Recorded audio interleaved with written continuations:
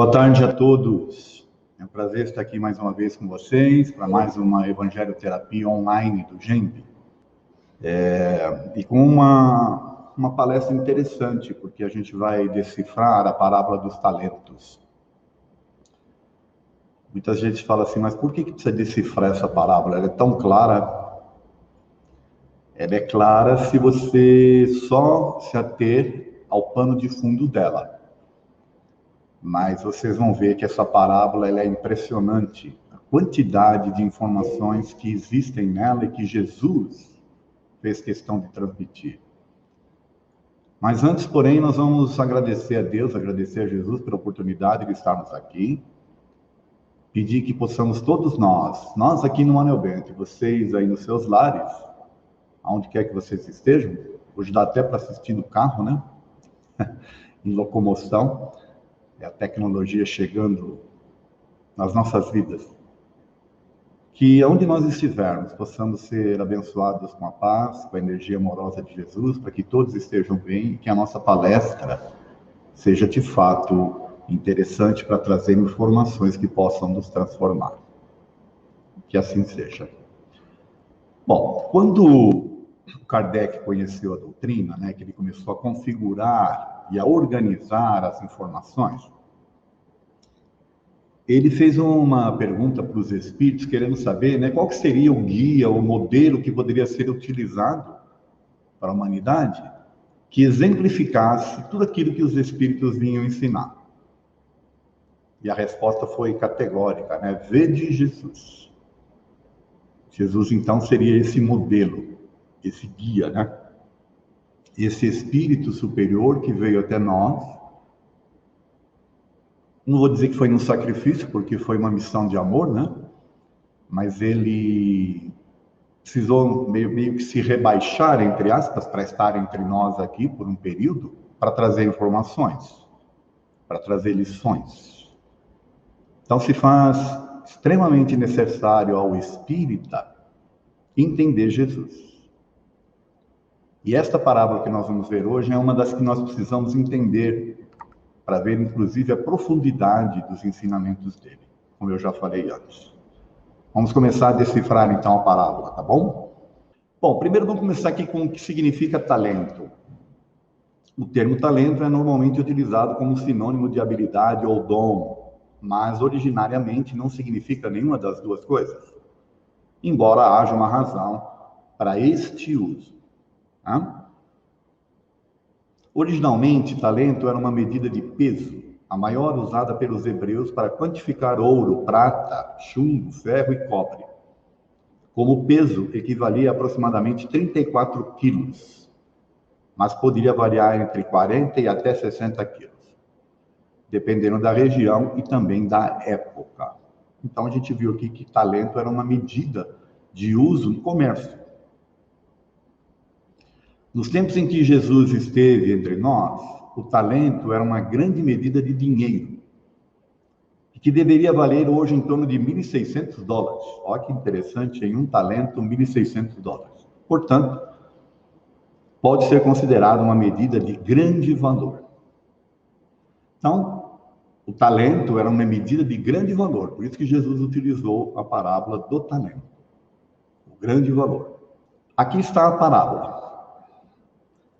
E vocês vão encontrá-la lá em Mateus, no capítulo 25, versículos de 14 a 30.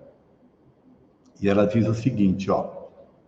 O Senhor age como um homem que, tendo de fazer longa viagem, chamou seus servos e lhes entregou seus bens. Depois de dar 5 talentos a um, 2 a outro e 1 a outro, a cada um segundo a sua capacidade, partiu logo.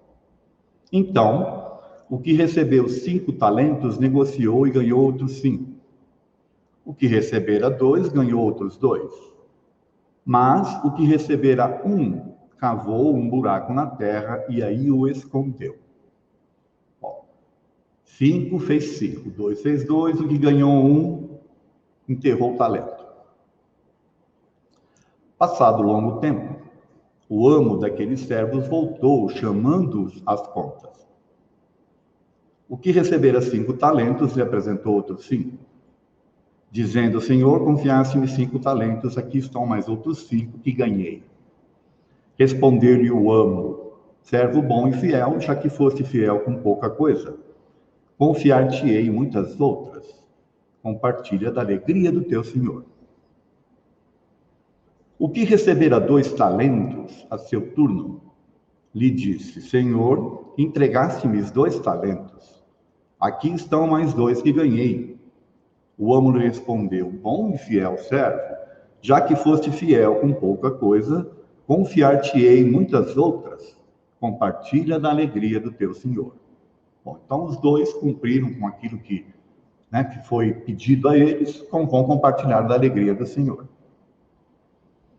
Tem em seguida o que recebeu apenas 1 talento e disse: Senhor, sei que és severo, que ceifas onde não semeias e colhes onde nada espalhastes. Temendo, fui e escondi o teu talento na terra. Aqui o tens, restituo o que te pertence. Bom, o amo, porém, lhe respondeu: servidor mau e preguiçoso, sabendo que ceifo onde não semeio e que colho onde não espalho, devias pôr o meu dinheiro na mão dos banqueiros, a fim de que eu retirasse com juros o que me pertence. Tirem-lhe, pois, o talento e o deem ao que tem 10 talentos, porque a todo aquele que tem se dará mais e terá em abundância. E ao que não tem, será tirado até o que parece que tem.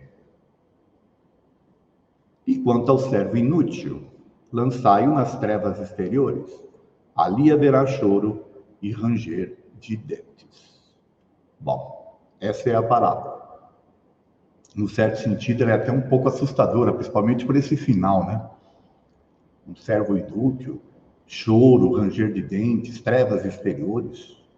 Nossa, como é que pode, né? Jesus falar uma coisa assim tão séria? Mas é preciso interpretar. E é o que nós vamos fazer agora, tá bom? Decifrando a parábola. É possível encontrar uma certa correlação dessa parábola com a parábola das 10 minas, narrada em Lucas 19, 12 e 27. Porém, com certas diferenças, até certo ponto substanciais, que indicam serem originadas em fontes de narrativas diferentes. Lembrando que os evangelhos não foram, de fato, escritos por aqueles a quem se atribui a autoria. Aqui é um detalhe interessante. Muitas pessoas esquecem que os evangelhos é segundo Mateus, segundo Lucas, segundo João, tá certo? Por quê? Porque são narrativas que eles fizeram que as pessoas foram tomando nota. Então não foram eles que escreveram, é segundo as narrativas que eles faziam. Por isso que pode haver aqui uma certa semelhança, né, um tanto diferente entre um e o outro. É só uma observação que a gente está fazendo aqui, tá bom? Eu considero essa parábola uma das mais bonitas e completas dentre as que foram narradas por Jesus, e ela exalta no pano de fundo a necessidade do trabalho como forma de crescimento do ser humano. É uma confirmação de lei de trabalho exposta pelos espíritos Allan Kardec nas respostas das perguntas 647 a 685 de O Livro dos Espíritos. Então, qualquer um que analise essa parábola assim de forma rasa, né, sem se aprofundar, vai ver aí que é um pano de fundo dela é a lei do trabalho. Ó, entrega um talento para um, para outro, você tem que produzir. Aquele que não produziu, infelizmente, né, acabou se dando mal, entre aspas, o preguiçoso, né? Os outros 2 se deram bem. Lei de trabalho, tá certo? Só que não é só isso. Se efetuarmos uma análise mais acurada do conteúdo, descobriremos uma série de outros ensinamentos interessantes que demonstram a grandiosidade e capacidade de Jesus em sintetizar os seus ensinamentos para que estes ficassem para a posteridade. Então, se separarmos as frases e analisarmos o texto com uma maior profundidade, concluiremos o seguinte. Então, agora nós vamos ver frase a frase, tá bom? Começando aqui com a primeira, ó. Depois de dar 5 talentos a um, 2 a um e 1 a outro, a cada um segundo a sua capacidade, partiu logo. Eu grifei aqui o segundo a sua capacidade. Aqui já tem um ensinamento, ó. Nós, seres humanos, não somos iguais e possuímos capacidades diferentes de acordo com o desenvolvimento espiritual de cada um. Isso é verificável, né? Basta a gente analisar as situações de cada pessoa. Ora, os espíritos, né, são criados puros e ignorantes. Porém, as experiências é que vão determinando o que é cada um. O se colocar, né, em produtividade, em fazer as coisas acontecerem, reencarnar, desencarnar, é que vai transformando cada um. E aqui a parábola diz isso, ó. 5 para um, 2 para outro, 1 para um, de acordo com as suas capacidades. Então fica claro aí que nós, seres humanos, temos capacidades diferentes. E não é porque Deus nos criou assim. É porque nós nos desenvolvemos. Assim, ó, não devemos invejar e cobiçar nada de ninguém, além de dizer não a qualquer tipo de preconceito. Então, a gente não deve invejar nem cobiçar nada de ninguém. Tem que obrar por si, né? E também, a gente não pode ter preconceito em relação aos que a gente considera inferiores. Bom, primeiro que se você considera alguém inferior a você, talvez você não seja tão superior assim. Porque quando o espírito atinge um nível de superioridade, vamos assim dizer, em torno de luz, ele não vai ser preconceituoso em relação àqueles que ainda não atingiram, porque ele tem essa compreensão. Então nós precisamos tomar cuidado da forma como a gente enxerga as pessoas à nossa volta, como a gente se enxerga e como a gente enxerga os outros. Tá bom?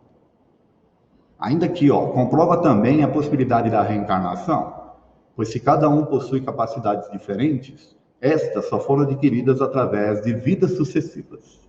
Já falei um pouco sobre isso. Os espíritos são criados puros e ignorantes e depois eles vão se desenvolvendo. Se existem diferenças, é porque uns se desenvolveram mais que os outros. E não foi Deus que os fez assim. Tá bom? 2.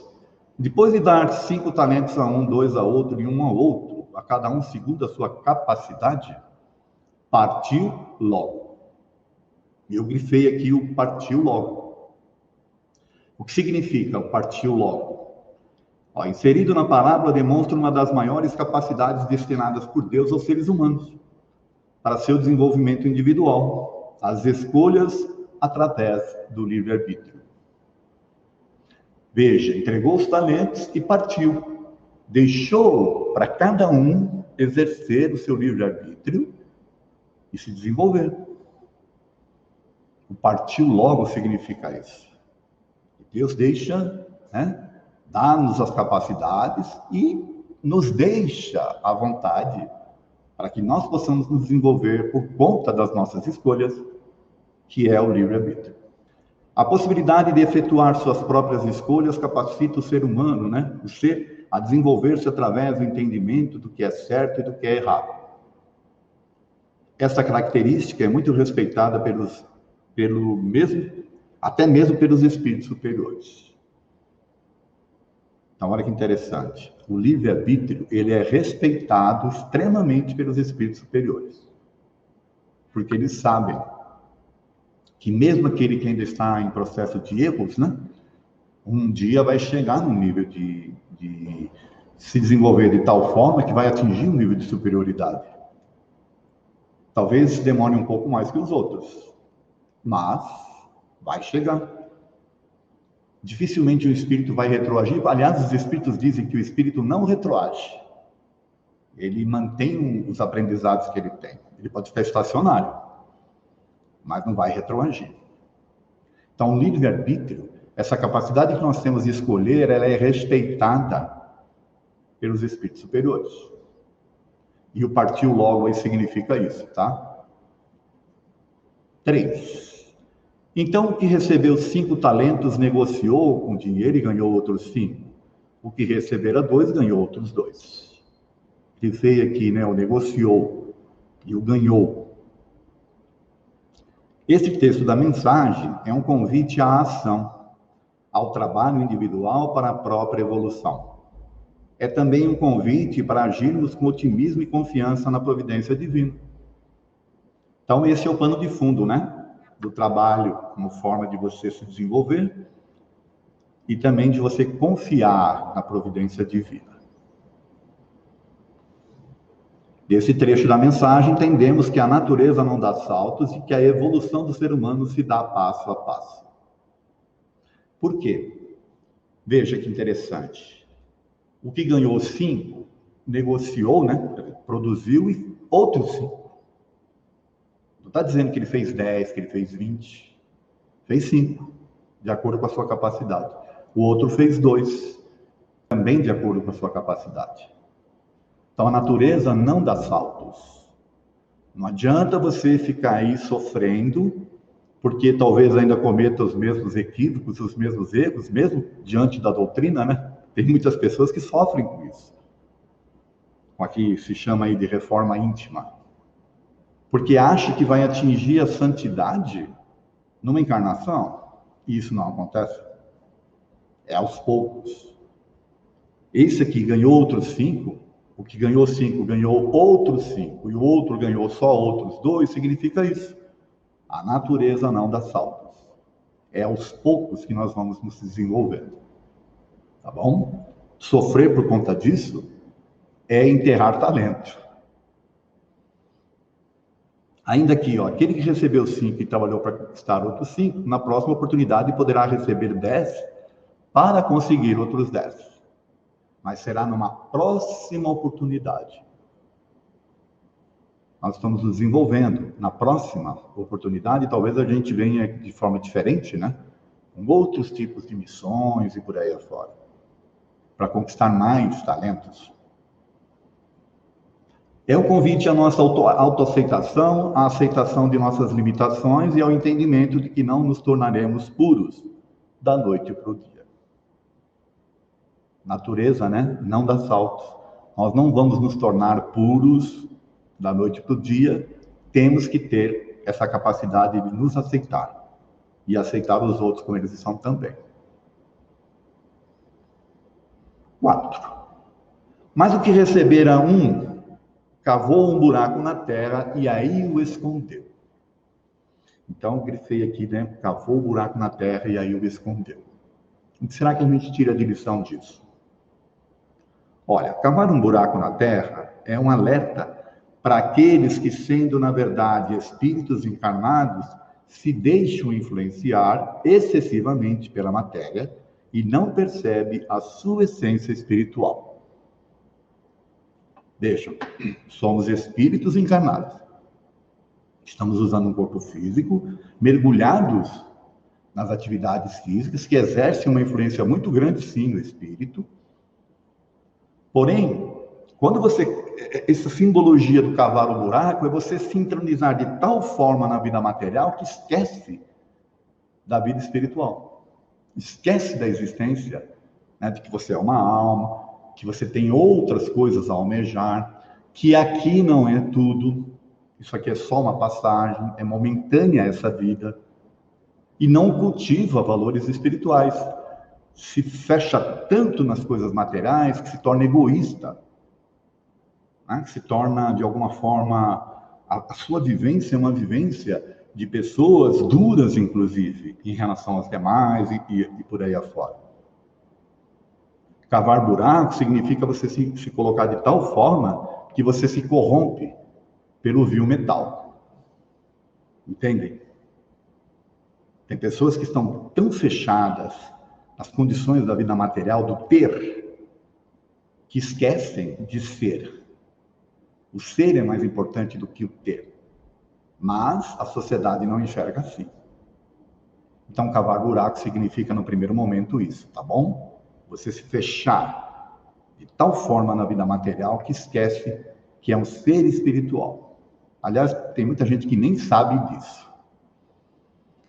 Aqui temos um convite de Jesus ao entendimento de que, por não sermos iguais, habitam entre os encarnados espíritos em níveis de evolução ainda primário, e destes não se pode esperar atitudes espirituais fraternas, elevadas e equilibradas.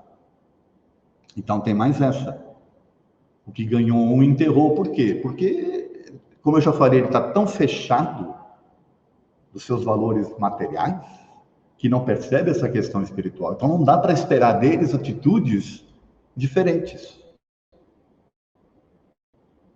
Porque a gente vê pessoas sofrendo, né? Pessoas da família sofrendo por causa de familiares que são assim, egoístas, né?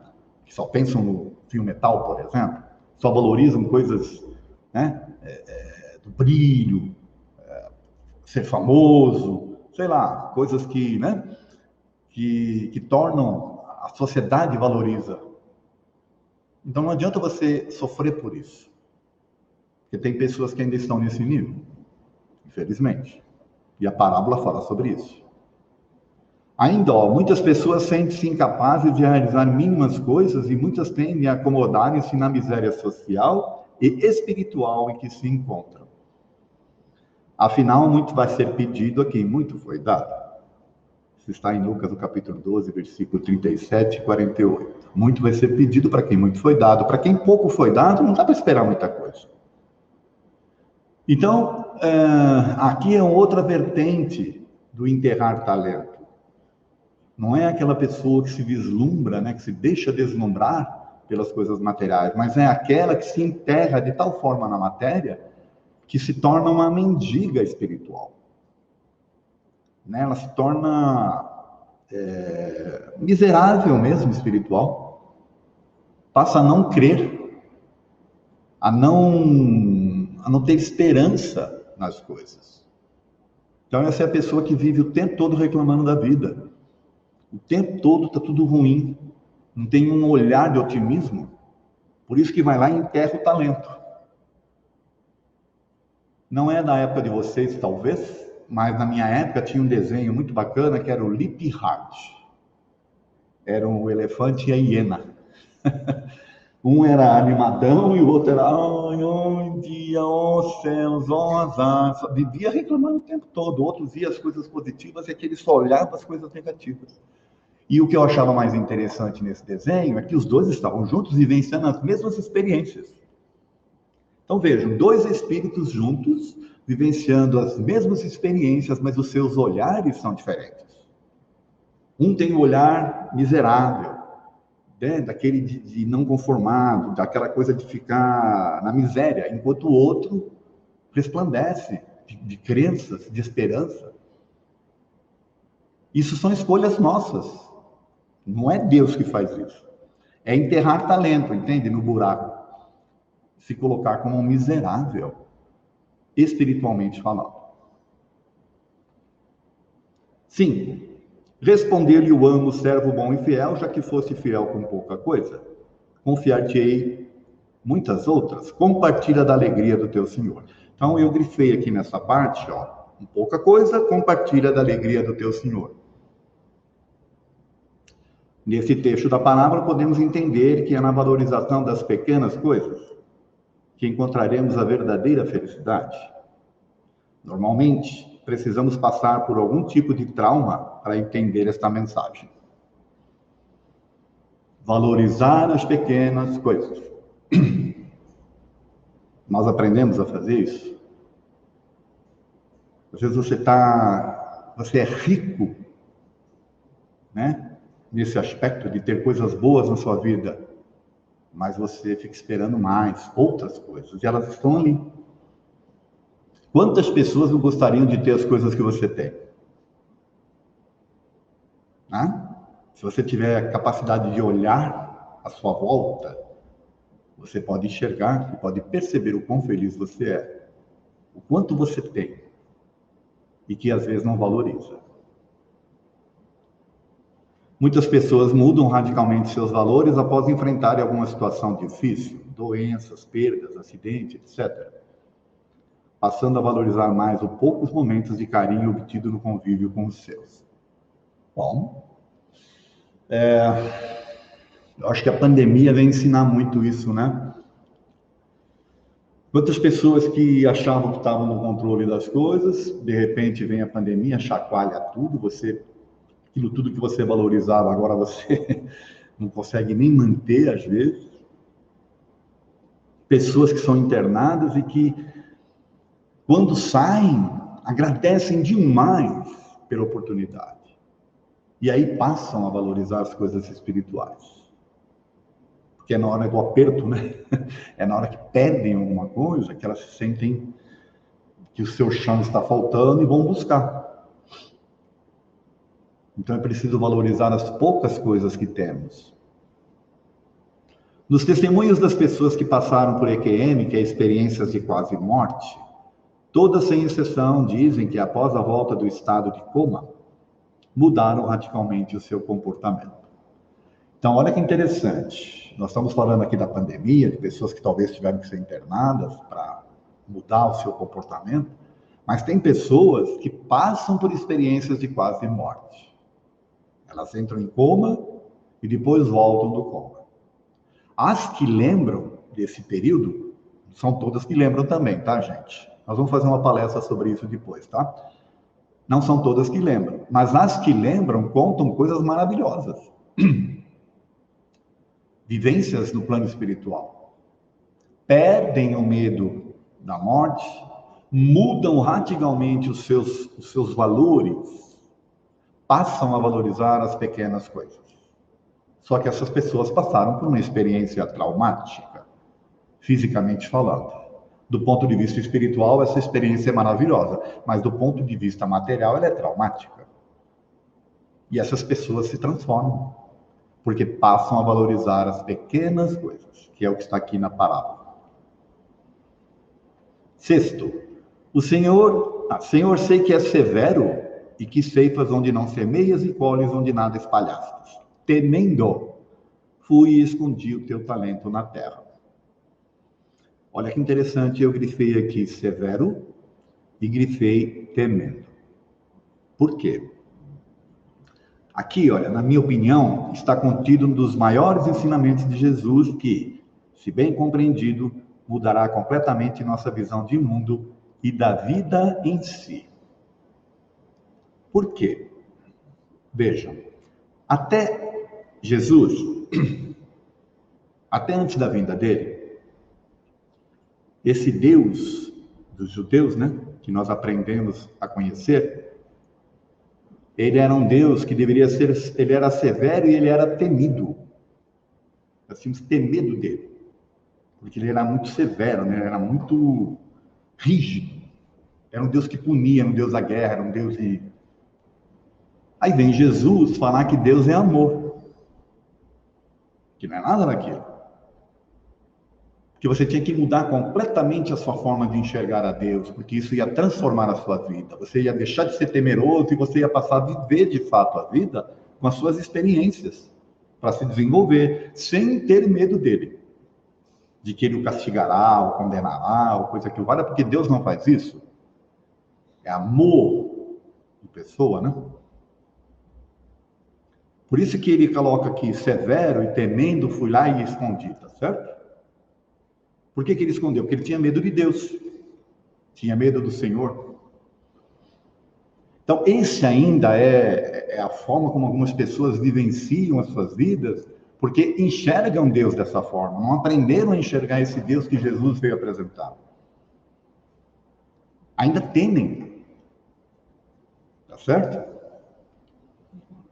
Jesus veio ao mundo para mostrar o Deus Pai amoroso e ensinar o aspecto positivo das leis naturais, pois sintetizou todas as leis em uma única, de amor incondicional a Deus e ao próximo como a si mesmo. Leiam lá em Mateus, no capítulo 22, né? Versículos 34 a 40. Qual o maior mandamento da lei? Amar a Deus acima de toda coisa, todo o teu entendimento, todo o teu amor, todo o teu coração. Esse é o primeiro mandamento. O segundo é amar o próximo como a si mesmo. Aí estão contidas todas as leis, todos os profetas e todos os mandamentos.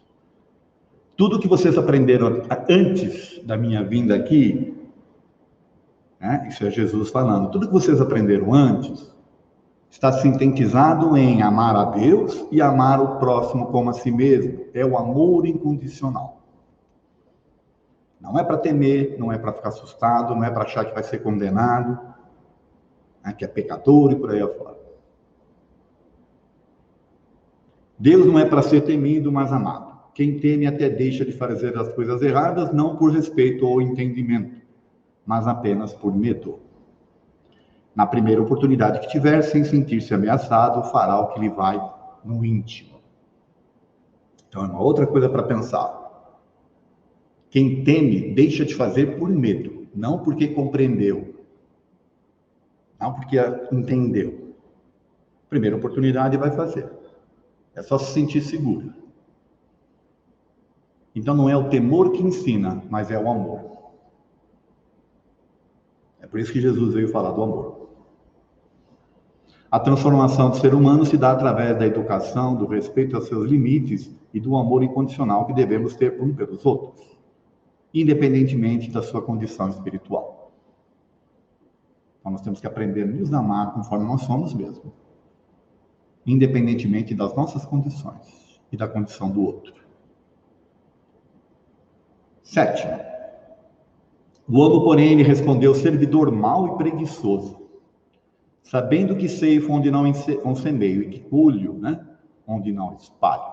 Eu grifei aqui ceifo onde semeio e colho onde não espalho. Ceifar, vocês sabem o que é, né, gente? Você plantou, vai lá e depois você vai ceifar a plantação e vai colher, tá certo? Ó, aqui, olha, é um convite para aceitar a divindade e as nossas capacidades extrafísicas. É um reforço a entender a vida espiritual para além da vida material. Ora, eu colho onde não planto. Quer dizer, é uma coisa muito além da nossa capacidade de entendimento. Porque o nosso entendimento é plantou, colheu. Não, eu colho onde eu não planto. Isso é o Senhor falando, né? E eu ceifo, né? Onde eu não espalho. Ou melhor, ceifo onde não planto e colho onde não espalho. É a vida extrafísica, a dignidade em si. 8. Devias pôr o meu dinheiro nas mãos dos banqueiros, a fim de que eu retirasse com juros o que me pertence. Retirar com juros o que pertence é interessante também, por isso que eu grifei. É também um alerta de que devemos aproveitar ao máximo nossa reencarnação, absorvendo os aprendizados que a vida física nos propicia. Sair da vida física com juros. Vamos parar para pensar, o que é que pertence ao homem? O corpo físico. Foi ele que nos deu o corpo físico, a gente vai devolver o corpo físico para ele, para a Terra. E vamos continuar com o nosso espírito. Tá certo?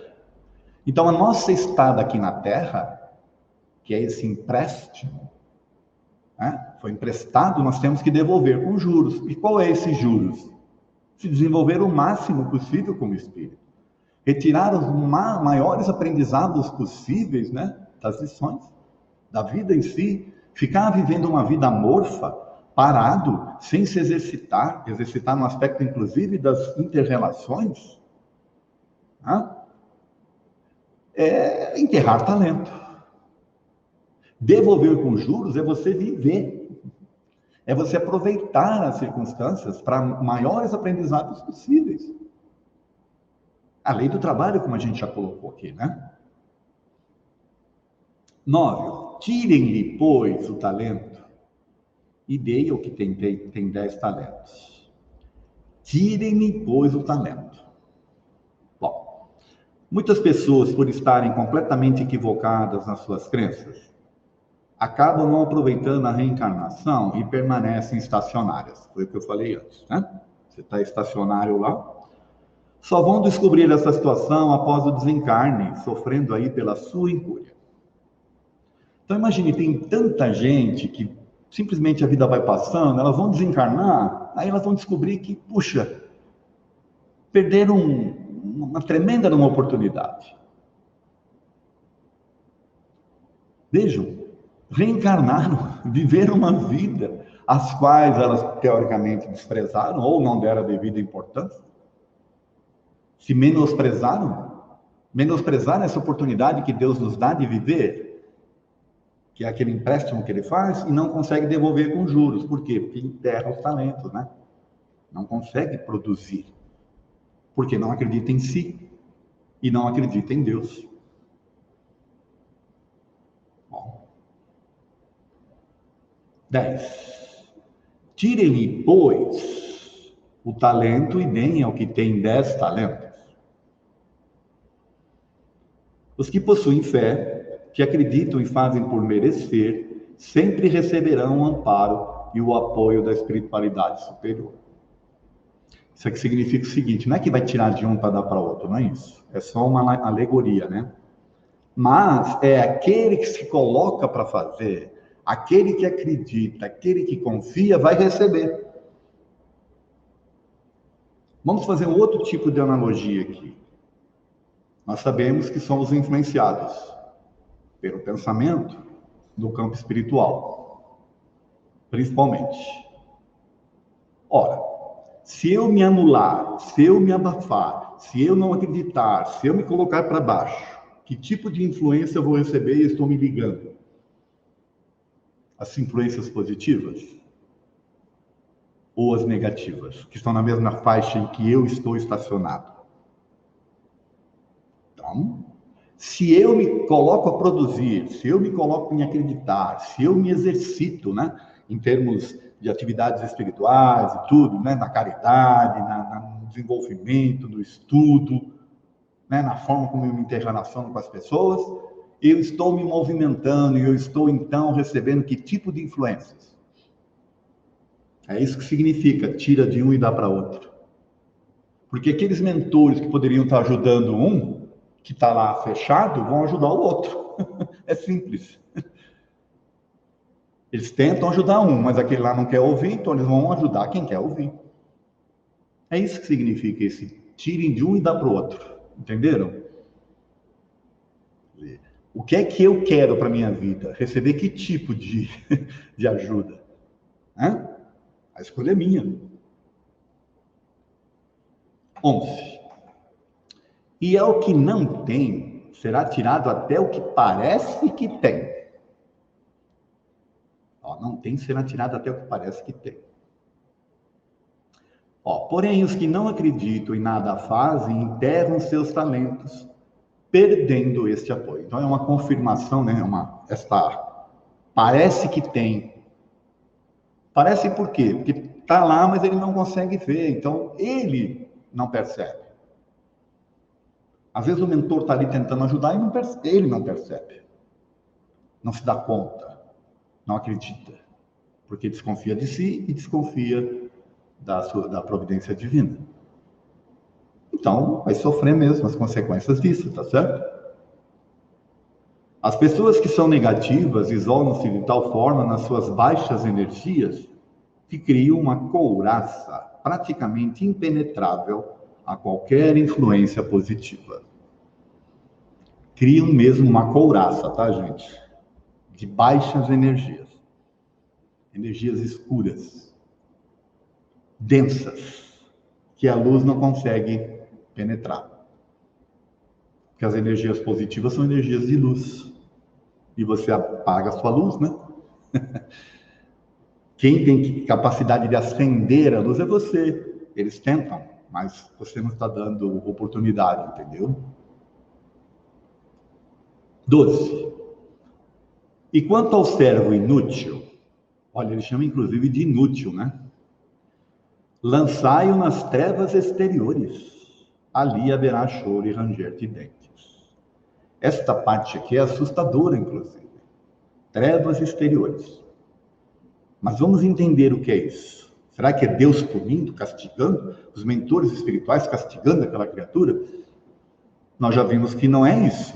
O que é então?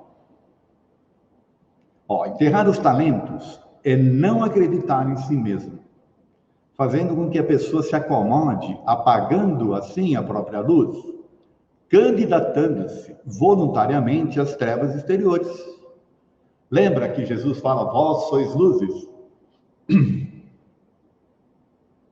Então, as trevas exteriores não é que vão lançar, vão pegar você e vão jogar lá. Você é que está se apagando.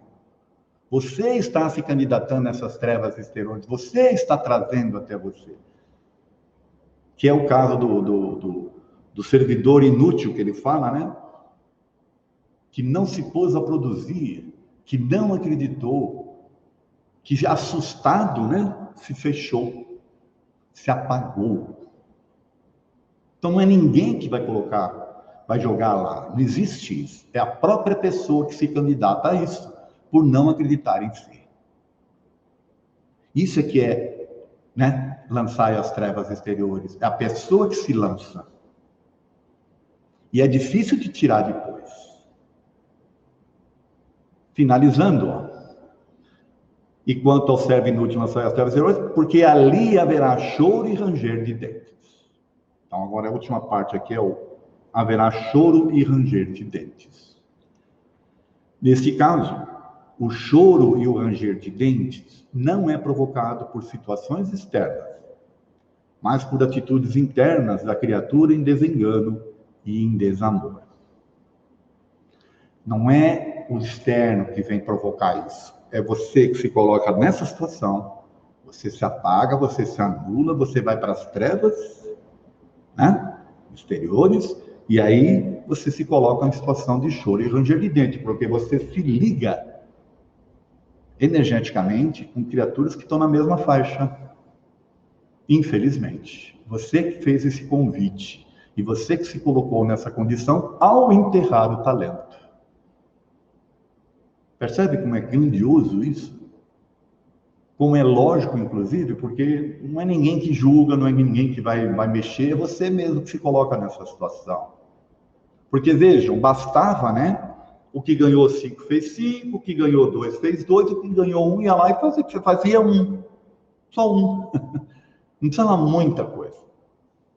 Mas, por ter crenças limitantes, crenças diferentes, né? Crenças que se enraizam de tal forma nas questões de culpas, de pecados e condenações, que a pessoa ficou com tanto medo que se anulou. Quando poderia estar fazendo muito, esse 1 poderia ser muito para ela. Bom, a cobrança não será da espiritualidade superior que nos entende como uma criança espiritual ainda obtusa no entendimento das leis naturais. Será de cada pessoa para com ela mesma. Isso é outra coisa para se pensar. Não tem juízes, não tem condenação lá do outro lado. É a tua própria consciência. Você vai acordar lá do outro lado e vai falar, puxa, eu perdi oportunidades 1000 lá na Terra. Eu pedi para reencarnar e não acreditei, enterrei os talentos, com medo, por não confiar em Deus, não confiar na providência divina, não confiar em mim mesmo, por acreditar que a vida era aquilo que as pessoas diziam. Bom, temos que acreditar em Jesus. Ele veio falar de amor. E amor é a lei principal. Principalmente o amor a nós mesmos. Concluindo, eu trouxe um trechinho aqui do livro O Céu e o Inferno, no capítulo 3, item 6. A felicidade está na razão direta do progresso realizado. Lembra? Talentos, progresso, se colocar em produção. Né? Produtividade. De sorte que, de 2 espíritos, um pode não ser tão feliz quanto o outro, unicamente por não possuir o mesmo adiantamento intelectual e moral, sem que por isso precisem estar cada qual em lugar distinto.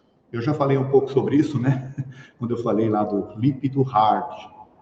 Os dois vivenciando as mesmas experiências, um super motivado e o outro abaixo, né? Sempre reclamando. Os dois ali vivenciando a mesma experiência. E é mais ou menos o que eles falam aqui, ó. Um pode estar bem e o outro não, sem que por isso precisem estar em lugar diferente, em lugar distinto. Olha que interessante. Seguindo aqui. Ainda que juntos, pode um estar em trevas, enquanto tudo resplandece para o outro. Tal como um cego e um vidente que se dão as mãos. Este percebe a luz da qual aquele não recebe a mínima impressão. Olha que interessante, né? Estão juntos, mas um se coloca em trevas, enquanto para o outro tudo resplandece. De novo a figura do Lip Hard, né? Do desenho. Do otimista e do pessimista. Do que acredita e que não acredita. do que confia e vai à luta e daquele que se entrega. Temos de aprender a nos amarmos e termos consideração por nós mesmos, reconhecendo e valorizando nossos talentos, que são as nossas capacidades, muitas das vezes percebidos por outras pessoas, que, dando-nos crédito, nos convidam para assumir tarefas, as quais muitas das vezes recusamos por nos acharmos incapacitados. Isso aqui é para voluntariado aí, tá? Quantas vezes, às vezes, a gente pede alguma coisa para alguma pessoa, né? Convida as pessoas para fazerem algumas coisas, as pessoas simplesmente declinam. Ou porque estão preguiçosas, né? Querem enterrar lá os talentos, ou porque não confiam em si mesmas e não acreditam nas suas capacidades, quando os outros estão vendo que elas têm. Isso é para pensar, tá bom?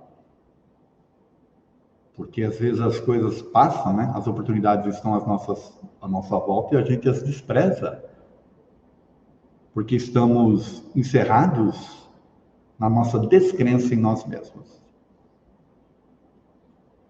Às vezes as oportunidades de crescimento batem à nossa porta e nós as desprezamos, nos enterrando os talentos. Mas como toda oportunidade, outro vem e aproveita. Na maioria das vezes, é tardiamente que acordamos e percebemos que desperdiçamos uma chance de crescimento. Não deixe que isso aconteça com você quando você estiver no plano espiritual. Viva e aproveite a sua vida ao máximo possível, os talentos que você tem, não importa se é 1, se é 2, se é 5. Não enterre, produza. O que é produzir? É enterrar, sabe? É você se interrelacionar, é você se desenvolver, é você procurar o seu desenvolvimento espiritual. Cada um vai ter a sua forma de fazer isso. Encerro por aqui. Obrigado pela atenção. E espero que vocês tenham percebido quanto essa palestra é profunda. Da minha parte, eu agradeço a oportunidade de estar aqui com vocês mais uma vez. E que Jesus possa nos iluminar e que a gente aceite essa luz, que a gente não apague, né? Que a gente aceite essa luz e que siga se desenvolvendo nas nossas vidas, independentemente das nossas capacidades. Todos somos úteis, de acordo com as nossas próprias capacidades, segundo o próprio Jesus falou na parábola, tá bom? Muito obrigado e tudo de bom para vocês.